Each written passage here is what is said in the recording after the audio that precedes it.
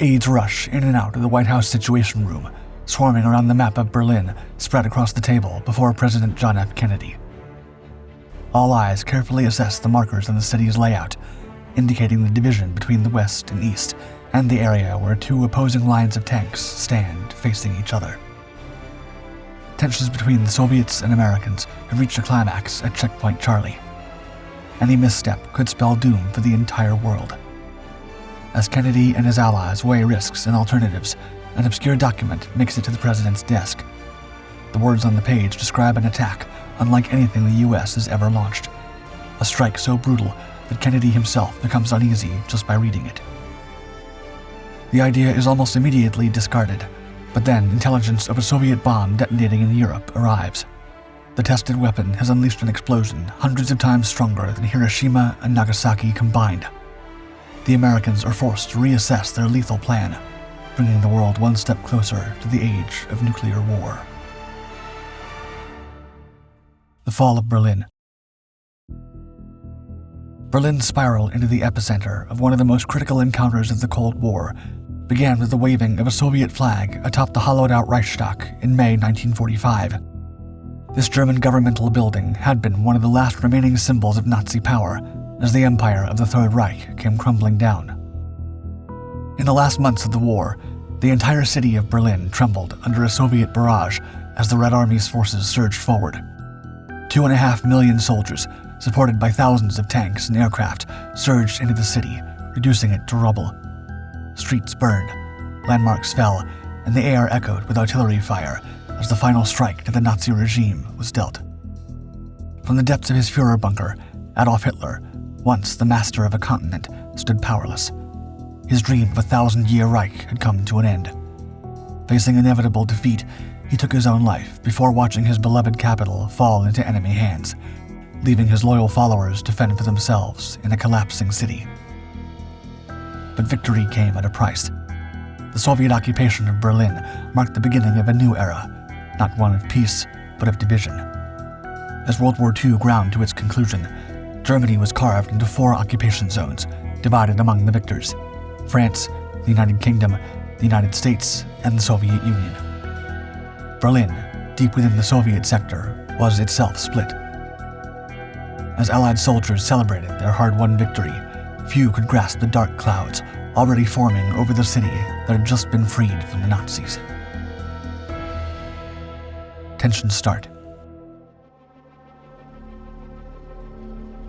With Hitler out of the way, Western allies and the Soviet Union could see each other for what they were once again: ideological enemies. Ruptures didn't take long to crack their fragile partnership, each side procuring its own goals before capitulating to the other. As the Iron Curtain descended across Europe, Berlin became a precious commodity neither Americans nor Soviets were willing to concede, turning the city into a shared battleground. For the Soviets, the Americans were no more than capitalist intruders in the heart of East Germany, and forcing them out quickly became a priority for the Soviet Party. In 1948, leader Joseph Stalin made the first move by launching the Berlin blockade, severing all road, rail, and canal access to West Berlin in a bid to starve the city into submission. Faced with a nearly impossible choice: risk war to break the blockade or retreat and abandon Berlin, the Western Allies opted for a third option the Soviets weren't accounting for. Back in Western Europe, American and British aircraft loaded with essential supplies began taking off the runway toward Berlin. The Berlin airlift was a risky operation, flying past the blockade established by Stalin and keeping the western part of the city alive at any cost. Every flight risked sparking a Soviet attack, yet the Allies pressed on as West Berliners began taking the streets, massive protests forming against the totalitarian Soviet regime seeking to consume the entire city at any cost. For the Americans, this was a victory, and despite there being no viable way to defend their portion of the city through military efforts, keeping the Germans on their side became an effective cultural weapon against a nation that was quickly turning into their greatest enemy. Stalin's forces could only sit and watch as planes came to land at Tempelhof Airport every 45 seconds.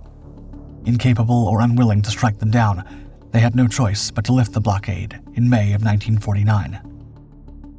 Yet, far from admitting defeat before the Americans, This only prompted the Soviets to take their game one step further. The wall goes up. In the early summer of 1961, East German leader Walter Ulbricht proclaimed confidently, quote, "Nobody intends to build a wall." Yet, on August 13th, Berliners awoke to a dystopia. Barbed wire barricades slashed across the city, severing streets and neighborhoods in a single night. Families were torn apart, friends abruptly separated, and colleagues found themselves stranded on opposite sides. Homes in the border's path were evacuated without warning, their walls absorbed into the growing barrier. What began as barbed wire would soon transform into a fortress. 15-foot-tall concrete walls, electrified fences, and fortified towers stretching nearly 30 miles through Berlin. But on that first chaotic morning, there was still a fleeting chance for escape.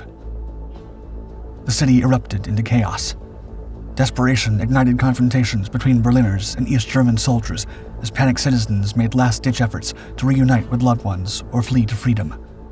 Crowds surged against armed guards, pleading, shouting, and daring to defy the barricades. Desperate Berliners jumped from rooftops and windows, risking their lives to escape, while West German emergency responders scrambled to save as many as possible before the East German authorities sealed the borders completely. Even East German border guards joined the frenzy, leaving barbed wire to reach the west. One soldier, Konrad Schumann, took a leap across the barbed wire, defecting to West Germany before the iron walls closed behind him. Schumann remembers the moment vividly, quote, "My nerves were at breaking point. I was very afraid. I took off, jumped, and into the car. In 3-4 seconds, it was all over."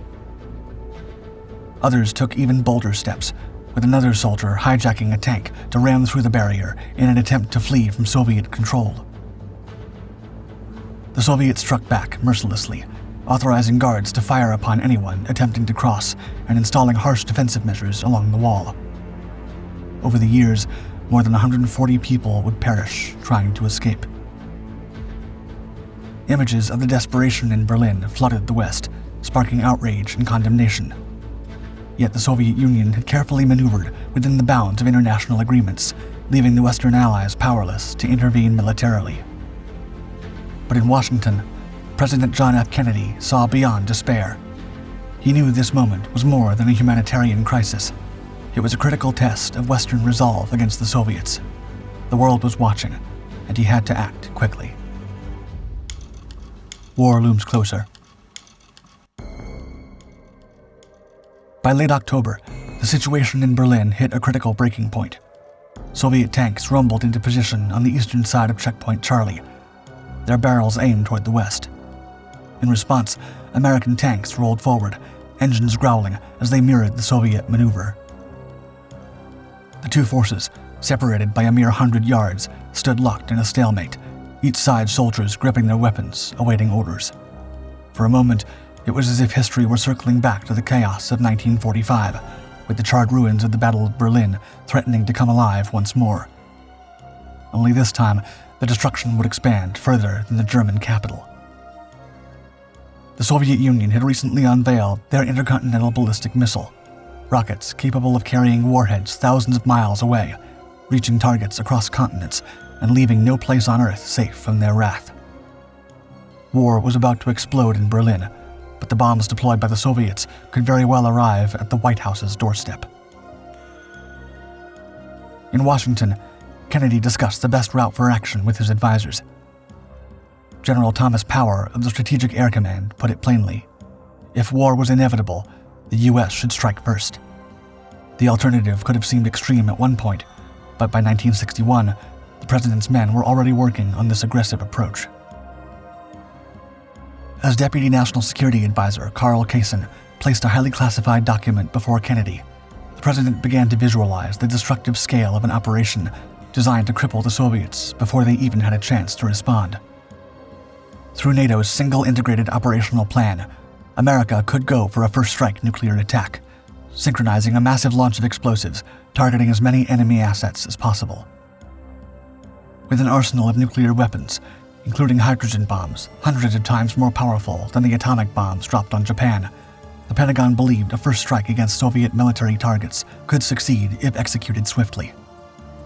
However, Kennedy remained reluctant to authorize such an action. He recognized that while technically possible, a nuclear strike would not only lead to unimaginable casualties, but also plunge the world into an era of destruction unlike anything humanity had ever faced. As the world held its breath, tense negotiations continued behind closed doors. The UK and France, wary of escalating the conflict and hesitant to commit additional resources, relied heavily on America to shoulder the burden of Berlin's defense. Meanwhile, the US government, acutely aware of the immediate threat posed by Soviet military action, but reluctant to take the conflict to nuclear territory, opted to buy more time by sustaining the deployment of conventional troops and tanks to the region. Then, on October 30th, just 3 days after the opposing tanks were deployed to Checkpoint Charlie, Kennedy's fears about an impending nuclear war seemed to materialize. Soviet power unleashed. The whole world trembled as a Soviet Tu-95V bomber dropped a payload over the serene skies of Sukhoi Nos in the Arctic archipelago of Novaya Zemlya. Suspended by a parachute, the bomb, codenamed AN-602, but more widely known as the Tsar Bomba, began its slow descent. This unconventional measure wasn't to ensure the explosive worked properly, but rather to protect the crew on board the aircraft, who right after making the release hurried to flee from the area, knowing that upon detonation they would only have about a 50% chance of surviving. The bomb itself was a towering 26 feet long and weighed 60,000 pounds, yet this would be nothing compared to its destructive measures. The Tu-95V veered sharply, throttling its engines to their limit as the armored casing of the bomb approached touchdown. Then, the world became quiet for a second. As the Tsar Bomba detonated, it unleashed a fireball unlike the world had ever seen, spanning over 5 miles in diameter. The searing orb scorched the atmosphere, visible from more than 600 miles away, as if a second sun had risen in the Arctic. A giant mushroom cloud erupted, surging 42 miles into the sky, piercing the mesosphere higher than commercial aircraft dare to fly. The explosion's yield was calculated at 50 megatons, equivalent to 1,570 times the combined force of the Hiroshima and Nagasaki bombings. This was no ordinary weapon. It was a thermonuclear aerial bomb, the most destructive explosive in the history of mankind. The force of the blast was so colossal that in the remote village of Dixon Island, nearly 500 miles away, windows were shattered. Temporary radio communication blackouts stretched across vast distances, leaving the modern world momentarily voiceless in the shadow of the explosion. Even U.S. intelligence, monitoring the test from afar, felt the impact. Reports of the detonation reached Washington, leaving American policymakers and military leaders grappling with the intimidating realization of what they were up against. For the world's sake, the situation in Berlin had to be diffused. Fragile peace. Diplomats worked tirelessly, navigating a labyrinth of Cold War tensions to resolve the crisis. Direct communications between Moscow and Washington became the critical lifeline, preventing a public spiral into ultimatums and potential disaster. Despite deep mistrust, President John F. Kennedy and Soviet Premier Nikita Khrushchev walked a fine line, balancing displays of power with the looming specter of global destruction. Each leader remained keenly aware of the risks, unwilling to gamble on discovering how far the other would go to defend their claims. In the end, restraint prevailed. Both sides refrained from overt provocations, agreeing to incremental force withdrawals that diffused the immediate crisis. The outcome was an unspoken but clear compromise. The Soviet-constructed Berlin Wall would stand unchallenged. It would remain that way for the next 28 years. The Cold War had narrowly escaped one of its most explosive moments, but this uneasy peace would prove fleeting. Within a year, tensions would flare again, this time on the shores of Cuba. The missile crisis would catapult the world even closer to nuclear war, escalating the conflict that had simmered in Berlin to an entirely new level, and bringing the world just one step closer to the most destructive war it had ever encountered.